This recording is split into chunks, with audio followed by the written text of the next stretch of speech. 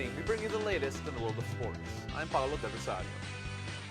We give you the conversations you want to hear from your favorite icons and athletes. I'm Diego Dario. Watch the game live and our past episodes on demand on the Pilipinas Live app for just 99 pesos a month. Available for download on Google Play or the App Store. Buckle up, sports fans. Let's get in the game.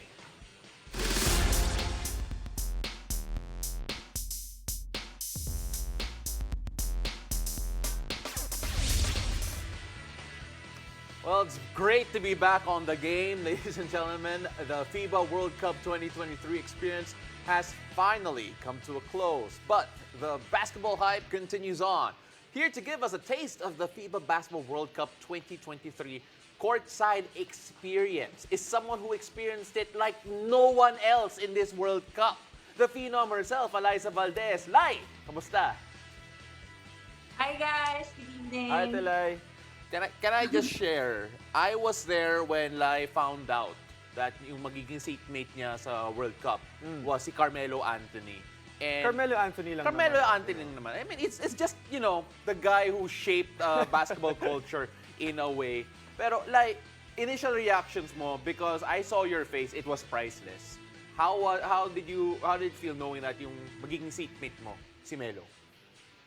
Grabe.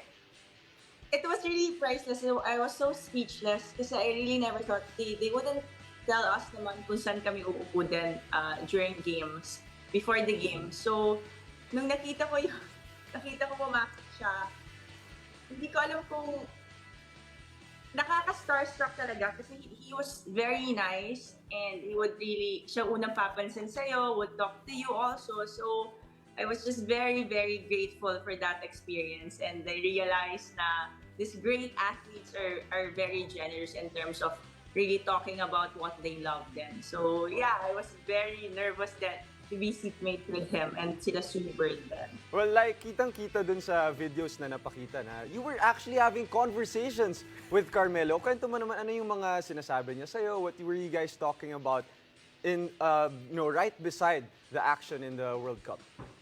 Well, aside from siguro mga small talks like ano yung mga favorite thing niya to do here in Manila, kung manonood pa siya, tinanong niya kami kung manonood ulit kami ng mga next games pa. And I think one of the things na sobrang na-appreciate ko sa kanya was he was actually explaining the plays also. Wow. And kung tinitraining nila yung mga ganong plays during practices din. So, very, very humble talaga si Carmelo Anthony. So, I get to learn more about basketball actually because of him. I'm excited to see the next generation, the next version of Lai, which is a basketball coach, Alyssa Valdez. But tabi mo rin si Sue Bird. And si Sue Bird, different type of aura rin. I don't know, she just seems like such a kind soul. How was it being beside Sue Bird? Well, I think she's one of the most decorated women athlete in the world as well. So, alam mo, honestly, grabe din yung aura, the energy na dinala nila dun sa courtside na place na yun. Kasi talagang hindi kami makapag-cheer. We were very quiet kanina, Michelle. Kasi parang sila talaga were just watching and really supporting each and everything in FIBA. So kami rin talaga, we really want to appreciate and look into the little details habang naglalaro yung mga amazing athletes, great athletes, basketball players sa FIBA. So si Sue Bird, very empowered woman talaga, yun yung dating niya. So I'm just very inspired to be alongside with her. Well, aside from meeting all these basketball superstars and celebrities, ano yung one of your favorite moments watching the FIBA World Cup? You were there in the finals. I heard na panood mo daw yung medyo wild shot. Wild shot ni Mikal Bridges during that semifinals game. Well, witnessing that play right in front of our eyes talaga was very amazing. I thought it just happened in NBA games, but well, this is the World Cup, so definitely one of the best to actually witness that is sa courtside din talaga. So it was we were actually jumping and shouting during that time. And I think the most uh, ano ba, memorable thing was Carmela was trying to explain this play after the sequence. So yeah, siguro yun yung one of the most memorable things. I would pay to listen to Carmelo, honestly. Talk Yeah, about super basketball, nice. right? Super nice. Grabe. Very gentle. And Grabe. calm. Oo. He was very calm trying to explain it. Grabe talaga. That moment was incredible. But you've seen a lot of games throughout this FIBA Basketball World Cup. Like, do you have any favorites in particular, apart from the final, apart from that crazy sequence of Makal Bridges? I just like also the finals game, the Germany versus Serbia. I mean, until the very end, you really wouldn't know what will happen to the game. And definitely one of my core experiences, siyempre, experiencing watching also the Gilas Pilipinas during the whole FIBA World Cup. Iba pa rin talaga na sumusuporta tayo sa mga kababayan natin. So that was one also of the highlights of my FIBA experience. And of course, Lai, you're one of also the most decorated volleyball players naman dito sa Philippines. And how was it as an athlete experiencing world-class talent that close? And of course, maybe baka world-class talent ng volleyball mapunta rin dito sa Philippines? Well, we're praying, looking forward na mangyari din yon. But definitely just seeing these athletes up close, nothing compares. I think mas na-inspire kami, lalo na ako really motivated to play my 100% every game then. And I think yung courtside experience na talaga nakaka-humble, nakaka-humanize din. Kasi makikita mo talaga sila how yung hard work nila and paano sila mag-usap-usap support. Grabe yung teamwork nila and nakaka-inspire din na makita yung ganong kalapit yung mga ganong pangyayari. So I can't just wait to also play again here in the Philippines or in kahit saan. Basta, I mean, as an athlete, iba talaga yung binibigay niya sa akin yung inspiration. You know, like, that's a perfect segue because right after this break, we're going to talk a lot about volleyball. Well, from basketball to volleyball, and she talked about playing and working hard. So we'll talk about Creamline's preparations for the upcoming PVL conference. Stay tuned. You're watching The Game.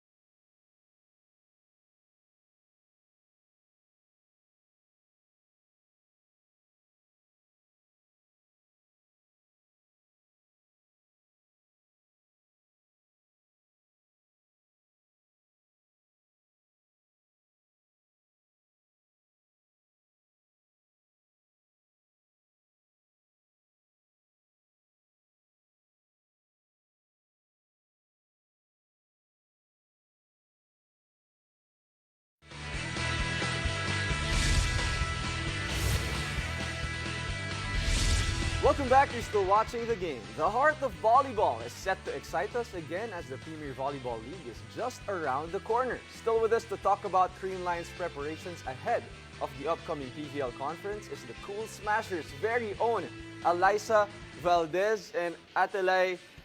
Alam ko magiging setter ka daw this PVL season. Just correct me if I'm wrong. But, your reactions to Jia De Guzman joining the V-League, of course, for the Denso Eredivisie. She's going to be the second Filipino player in Japan this season to play there. Kwento mo naman, how did you find out that she was gonna play there, and how was the farewell between you guys? Well, I found it out a little way back pa then. Very quiet then. Gia is very parang quiet then in terms of siguro sharing it to everyone yet until it's confirmed then. But the farewell, I posted a video na nurprise ko din si Gia. And yun, well, every day naman, yung sinabi niya din na pupunta na rin siya ng Japan. Like, we make it a point na we actually spend more time together. So, yun. And then, I surprised her the night before her flight. So, I tell her, we visit them to watch the weekend. So, yeah. Grabe. Just to let everyone know, parang idin lang natin, joke lang yung magsisetter si Alyssa. And of course, but of course, the adjustment has to be real, both from a team perspective, personal perspective. How's the team handled yung adjustment period na yun, especially considering that Gio was such a big part of what Creamline was?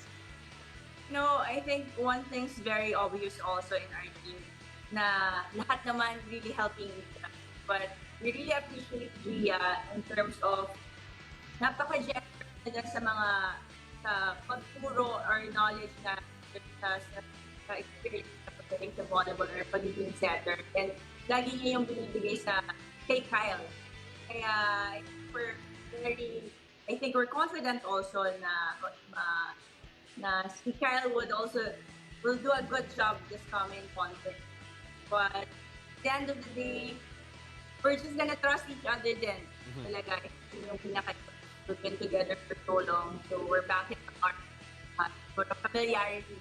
And Kyle has been doing a great job in terms of, during the national team stint. So yeah, we're just really working hard to prepare for this conference. Well, that's the usual setup actually in any sport. The next man up, in your case, next woman up for Creamline. But let's talk about your journey so far, Atelay. I mean, as an athlete, I kind of know the struggle also of getting back from an injury, and you sat out the Filipino conference, and you came back for the Invitational Conference. How was that experience for you? Of course, there were struggles, but fighting through that was also part of the journey. I would say this is a question, Diego, but there's a lot of ups and downs to that recovering from injury. And I would say until now, I'm trying to be at my 100%. I'm just very, very grateful na grabe yung patience sa akin ni Dr. Las, my PTs, my conditioning coaches. Kasi, masyadong, I think I would just say na kailangan ko pa talagang magpa-condition this coming contest. So, ako, hindi nagiging madali yung journey, but with my teammates being there and my manager, I'm really looking forward na makabalik na. Yeah. Lai, you're cutting out a bit yung sa audio mo, so we're gonna try and get that fixed in just a while. But then, just knowing that pinagdaanan mo na yan, just how much has your respect increased for those going through a similar journey? Because, syempre, yung mga atleta, injuries are part and parcel sometimes of the career and the entire journey of throughout their entire athletic life. Has that changed para sa'yo? I think I've seen sports or volleyball in a different perspective also because of these injuries, and I get to learn a lot of things also. I appreciate the sport more. So to those people and athletes na struggling and recovering from an injury, to say this is just one way of saying that you have to take a pause, see the sport in another perspective, and be better, prepare your body better para sa mga mas matitindi pang labanan na haharap. So, Na-inspire si Diego, Lai. Inspire ako. Actually, I'm ready now to, get better workout also. But Ate Lai, let's talk about your experience naman actually playing on the court and not preparing, but playing against, Kurashiki Ablaze, that past conference. How was the crowd, the feeling of playing again in front of the PVL crowd? Oh, I just like also playing sa mga tight matches. We had so many tight matches during that conference. And we were able to go back to the finals then. And playing against the Japan team, ang dami mo rin talaga matutunan on and off the court. We had dinner also after with them and the Vietnam team. And these young players really inspire us to be, alam mo yun, to love what we do and remind us why we play. So I think that's conference. If yung takeaway talaga namin doon would be like, kailangan natin malaman yung reason kung bakit patuloy na ginagawa to or bakit natin love yung sport. Like the upcoming conference, upcoming PVL conference, as we mentioned a while ago, some fans are wondering or how you're going to fill in the big hole that Gia left there, almost impossible to fill up. But then, how would you describe every step of the way right now, going into that next conference, knowing that medyo you're trying to rebuild the team to be as competitive as it can be? Definitely, Gia is really amazing. We cannot siguro find anyone to replace her in our team. The only Gia Morado in Philippine volleyball and now showing her talent in Japan. And Gia, hello Gia, we miss you so much. But, I think this is also one of the challenges na gusto namin harapin as a team also. For the for now, we're taking one day at a time in practice preparing for the next conference. And we all know all this team really are preparing as well. Nagtatagdag din talaga sila ng mga players. So, we're just gonna hopefully enjoy every match talaga. Give our all to all the management din namin. Yun lang yung mapapromise din namin. Lai, we really appreciate your time and we can't wait to see you all back on the court. So please, next time, come here to the studio para mas masaya rin. Thank you, Ate Lai. Thank you. Thank you! Thank you. So, after the break, we've got more stories with your favorite teams and athletes. Stay tuned. You're watching The Game.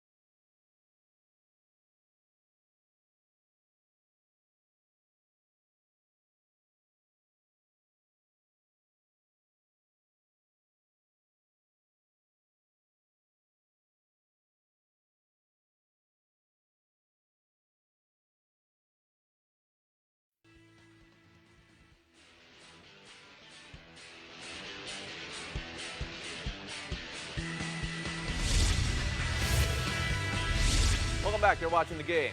Big news for Pinoy football fans. The Azkals are back in action.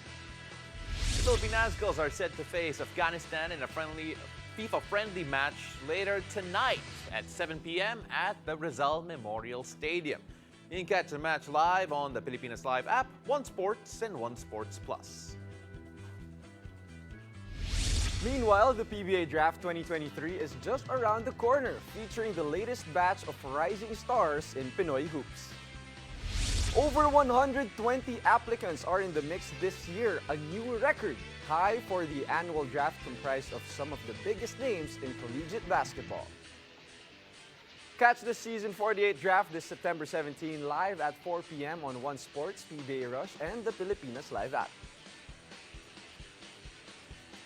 Well, in other hoop news, two-time Olympic champion LeBron James and four-time NBA champion Steph Curry made headlines after expressing interest in competing at the 2024 Paris Olympics. According to The Athletic, James has reached out to fellow NBA superstars like Anthony Davis, Jason Tatum, and Draymond Green into possibly suiting up for Team USA. Wow. Ito na, yung A-team, allegedly, ng Team USA. But you know what? It just goes to show that a lot of people are hoping for like a redeem team style of group after not being able to win the FIBA World Cup again for the second time trying. Pero grabe pa, because of the FIBA World Cup that happened here in the Philippines, high-level basketball yung nakita ng mga NBA stars like LeBron James, KD, Stephen Curry. Nakita nila how great basketball is, the different kinds of styles in the FIBA World Cup here that, you know, possibly makikita ulit natin sila LeBron James, Steph Curry, don the USA jersey. That's how great the games were here in the FIBA World Cup here in the Philippines. So, you know, that's great news for all the basketball fans, Pao. Yeah, absolutely. At nakita nila that this is the world basketball has started to come up, become more competitive. The basketball we saw here was amazing. From start to finish, and I'm sure Team USA and all the big stars that they have would like to come over and in the Paris Olympics and try and cop the gold there. Well, definitely. I mean, if you're playing for the country, I've experienced that way back when I was in the youth. When you play for the country, it's a different kind of competition, you know, compared to when you're playing as a pro. So it's great to see these players, all the NBA players, NBA talent play for their respective countries, and one of them is going to be Team USA. Absolutely. Let's see. Can't wait to see the entire roster once it all flashes out. And of course, that's it for tonight. Thank you for joining us. I'm Diego Dario. Catch us weeknights here on One News and on the Pilipinas Live app, where you can watch us live and our past episodes on demand for just 99 pesos a month. Available for download on Google Play or the App Store. I'm Paolo Del Rosario, and this has been The Game.